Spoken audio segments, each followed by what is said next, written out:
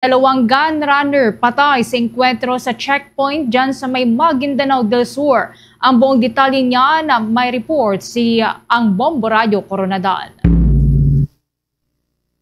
Patay ang dalawang gun runner matapos makipagbarilan sa mga sundalo sa isang checkpoint sa Barangay Old Maganoy, Dato Abdullah Sangki, Maguindanao del Sur. Kinilala ang mga sospek na sina Norsalam Ulama at Norsama Muntok, parehong residente ng Barangay Kakal, ang Patuan, Maguindanao del Sur. Ayon sa ulat ng militar, nagsasagawa ng checkpoint ang mga tauhan ng 33rd Infantry Battalion sa naturang lugar nang mapansin nila ang isang kahinainalang puting minivan na papalapit sa detachment. Nang tangkain nilang sitahin ang sasakyan para inspeksyonin, bigla itong tumakas at nagpaputok ng baril sa mga sundalo. Dahil dito, nagpalitan ng putok ang mga sundalo na nagresulta sa pagkamatay ng dalawang sospek. Na-recover mula sa mga sospek ang isang M16 rifle at isang caliber 45 pistol. Sa ngayon, nasa kustodiya na ng RFU Bar Maguindanao del Sur Field Unit ang mga ebidensya para sa karagdagang investigasyon. Patuloy namang hinihikayat ni Lieutenant Colonel Rodin Orbon, ang spokesperson ng 6th ID Philippine Army, ang mga residente na isuko ang kanilang mga armas sa pamamagitan ng Small and Light Weapons Program upang mapanatili ang kapayapaan sa rehiyon. Yung Small Arms and Light Weapons Program, ito yung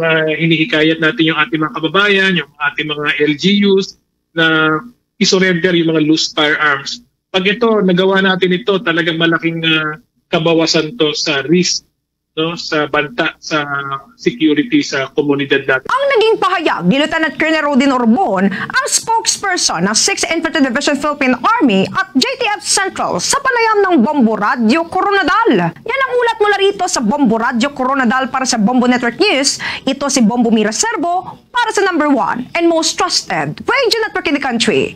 Bombo Radio Philippines, basta radio! Bombo!